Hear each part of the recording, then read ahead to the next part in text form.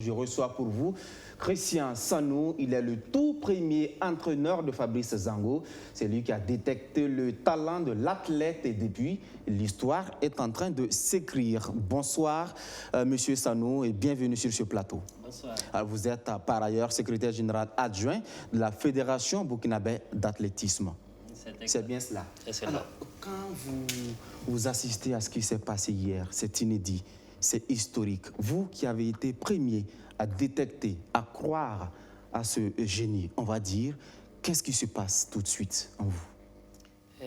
Merci de m'avoir invité sur votre plateau pour parler de cet événement que les Burkinabés attendaient depuis son entrée en compétition le samedi. Je commencerai par dire que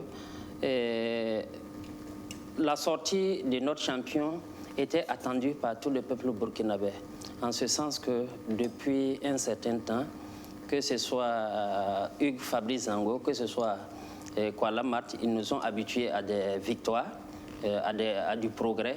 Donc cette sortie était bien attendue et on savait aussi qu'ils avaient le niveau et on pouvait s'attendre à quelque chose. Donc c'est avec un réel intérêt qu'on a suivi et ça nous a quand même donné satisfaction. Que vaut ce sacre? Quelle peut être sa valeur?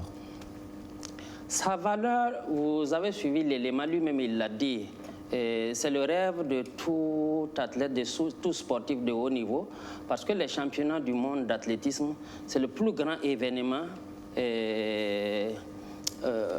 qui regroupe le monde entier.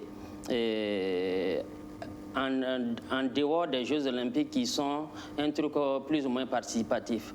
Donc, être champion du monde, c'est-à-dire qu'on est le meilleur du monde dans l'épreuve. Et ça vaut la peine d'être savouré à sa juste valeur. Être savouré à sa juste valeur, c'est un projet de vie qui se réalise. Dites-nous déjà, Monsieur Sanou, comment la rencontre s'est faite avec Hugues Fabrice Zango? C'était quand et à quelle occasion? C'était lors d'une compétition UCBF, Union des sports scolaires et universitaires du Burkina Faso, au stade du 4 août, où j'ai eu l'opportunité d'assister en tant qu'encadreur. Et c'est à cette occasion que j'ai fait la connaissance de Fabrice. Lors de son épreuve de tripsaut, il avait déjà couru les 100 mètres où lui-même il l'a dit, il s'est fait rosser. Il cherchait à s'exprimer dans une autre épreuve et il est venu au tripsaut. Et quand je l'ai vu sauter, j'ai vu d'emblée du potentiel en lui. Et à la fin de son concours, je l'ai approché et je lui ai demandé si vraiment il voulait faire carrière en athlétisme. Moi, je vois déjà en lui quelqu'un qui peut aller loin. Il a marqué son accord quelques jours plus tard et c'est ainsi qu'on a commencé à travailler. Et on travaillait très très dur parce que, vous le savez, il est très brillant à l'école, donc ses études aussi ont une place importante. Donc ça fait qu'il n'avait pas assez de temps. Et même les dimanches, après la messe à 10h, on s'est retrouvés au stade du 4 août et on travaillait jusqu'à 13h. Donc voilà un peu la petite histoire. Et voilà ce que ça donne aujourd'hui. Et comment étaient les conditions d'entraînement, d'encadrement, quand on sait que le Burkina Faso n'est pas forcément un pays nanti en la matière, du point de vue infrastructure, tout ça. Comment l'encadrement se passait? Ça, c'est une excellente question parce que c'est ce véritable problème qu'on a toujours eu et qu'on vit toujours parce que c'est toujours dans les mêmes conditions, avec une vétusté du matériel. Et également, les infrastructures ne sont pas adaptées. Donc, ça fait qu'on a eu pas mal de difficultés. Et à certains moments même, il fallait jongler, il fallait chercher de l'aide de gauche à droite pour pouvoir continuer à progresser. Mais depuis qu'il a commencé à s'afficher, Dieu merci, les plus hautes autorités de ce pays, à un certain moment, ont compris qu'il fallait l'accompagner. C'est ainsi qu'il a pu continuer à se préparer conséquemment et voilà les résultats. Lors désormais en poche au championnat du monde d'athlétisme, quelle pourrait être la suite? On parle des Jeux Olympiques de Paris. La suite, elle est logique parce que lorsque vous prenez l'ascension, elle a été méthodique. On sent qu'il y a eu un réel travail qui a été fait.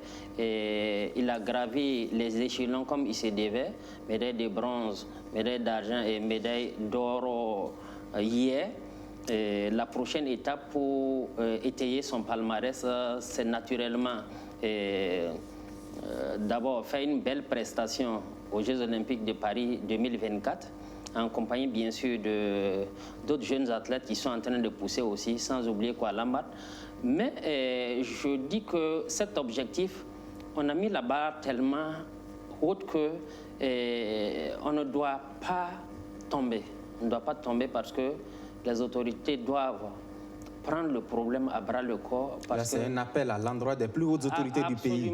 Absolument, il faut accompagner. De la manière la plus souple et de la manière la plus franche, parce que actuellement, c'est le drapeau du pays qui ne doit plus tomber. Ça ne doit pas tomber parce qu'on a les capacités, les hommes qu'il faut, on a l'homme qu'il faut pour défendre ce drapeau-là. Et au-delà de ça, le potentiel, il est là. Donc, il faut vraiment mettre les moyens. C'est vrai que depuis un certain temps, l'État fait des efforts à travers le ministère des Sports et des Loisirs, à travers le Fonds national pour la promotion des sports et loisirs et également le Comité national olympique. Mais il reste encore beaucoup à faire. Concrètement, qu'est-ce que l'État doit faire aujourd'hui? C'est revoir à la hausse l'aide qu'on lui accorde, tout simplement parce que pour se préparer, il se déplace beaucoup avec tout son staff technique qui n'est pas moins de 5 à 7 personnes. Et tout ça, c'est des frais, souvent c'est jusqu'aux États-Unis. Et au-delà de ça aussi, il ne faut pas attendre que Fabrice raccroche avant de penser à la relève. Donc c'est un tout. On n'a qu'à avoir un regard sur les disciplines qui font des résultats et je pense que c'est tout le Burkina qui va gagner. Merci beaucoup à Christian Sanou, secrétaire général adjoint de la Fédération burkinabé d'athlétisme et le tout premier entraîneur de Fabrice Zangou. Merci d'être passé sur ce plateau. Merci pour tous ces éclairages.